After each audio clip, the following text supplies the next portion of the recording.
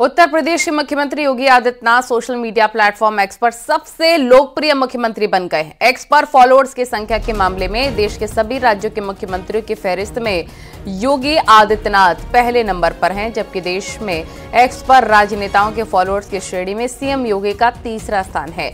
योगी आदित्यनाथ के निजी x account @myyogi Adityanath पर फॉलोअर्स की संख्या 27.4 मिलियन का आंकड़ा पार कर गई है। राजनेताओं के पर्सनल एक्स अकाउंट के मामले में अब योगी आदित्यनाथ से आगे प्रधानमंत्री नरेंद्र मोदी और गृह मंत्री अमित शाह हैं। दिल्ली के मुख्यमंत्री अरविंद केजरीवाल अब फॉलोअर्स की रेस में सीएम योगी से पिछड़ गए हैं।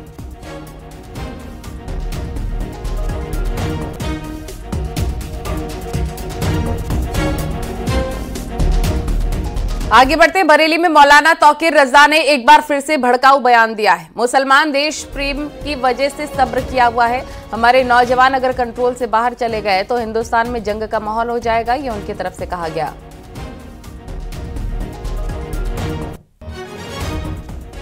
क्या कुछ उन्होंने कहा आपको सुनवाएंगे, लेकिन ये भड़काऊ भाषण उनकी तरफ से दिया गया है। मुसलमान डरा हुआ है, सब्र का बांध टूटा तो देश में जंग का माहौल होगा। मौलाना तौकीर रजा का ये भड़काऊ बयान, मुसलमान डरा हुआ नहीं सब्र किया हुआ है, ये उनकी तरफ से कहा गया। हम मुसलसल सब्र इसलिए कर रहे हैं कि हम अपने देश से प्यार करते हैं, बुज़दिल नहीं है। बुज़दिल होने की वजह से हम नहीं, बल्कि अपने देश प्रेम की वजह से हम सब्र कर रहे हैं।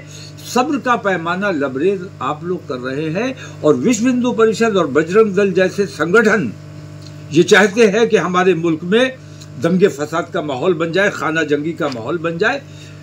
सिर्फ मुसलमानों के सब्र की वजह से अभी तक हिंदुस्तान में खाना जंगी नहीं हुई है। मुझे अंदेशा है कि हमारे नौजवान अगर हमारे कंट्रोल से बाहर चले गए तो हिंदुस्तान को खाना जंगी से कोई नहीं बचा सकता। वहीं भगवान श्री कृष्ण जन्मभूमि और शाही ईदगाह जमीनी विवाद में एक बड़ा सबूत सामने आया है। आरटीआई से मांगी गई जानकारी के जवाब में बताया गया है कि औरंगजेब ने मथुरा में मंदिर तोड़कर मस्जिद बनवाई थी। मैनपुरी के अजय प्रताप सिंह ने मंदिर के बारे में आरटीआई के तहत जानकारी मांगी थी। आरटीआई के जवाब में आगरा के पुरातत्व विभाग ने ये जानकारी दी। अब श्री कृष्ण जन्मभूमि के पक्षकार एडवोकेट इसे 22 फरवरी को हाईकोर्ट और उसके बाद सुप्रीम कोर्ट में पेश करेंगे।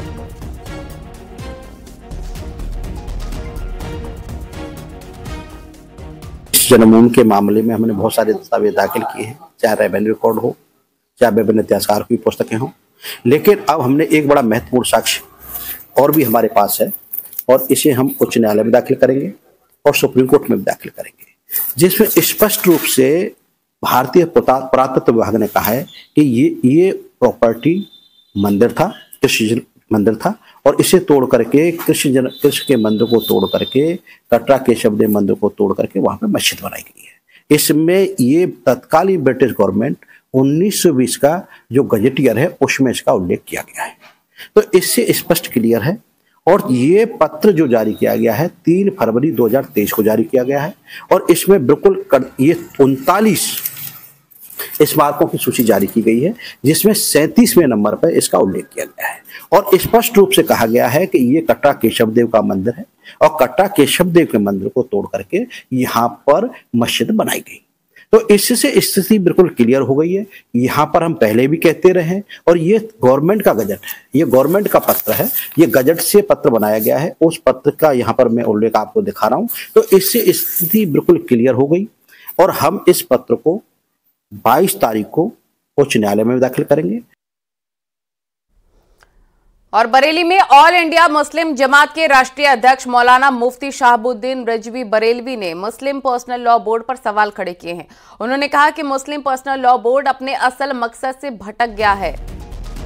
बोर्ड मुसलमानों की शरई नुमाइंदगी करने के बजाय राजनीतिक मामलात में ज्यादा दिलचस्पी लेने लग गया है। साथ ही मौलाना शहाबुद्दीन ने कहा कि ज्ञानवापी मस्जिद है, इस मुद्दे पर किसी से समझौता नहीं किया जा सकता, मगर भारत के मुसलमानों को सुप्रीम कोर्ट पर भरोसा है कि हमें इंसाफ मिलेगा।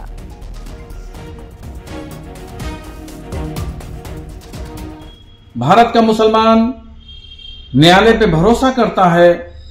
हाँ, जहां तक ज्ञानवापी मस्जिद का मामला है, तो ज्ञानवापी मस्जिद है और कयामत तक मस्जिद रहेगी। मगर मुस्लिम पर्सनल बोर्ड की जो कल बैठक हुई, उस बैठक में मजहबी मामलात के बजाय, शरई मसाइल के बजाय राजनीतिक मामलात ज्यादा हावी रहे। उसकी असल वजह यह है कि मुस्लिम पर्सनल बोर्ड अपने मकसद से भटक गया है।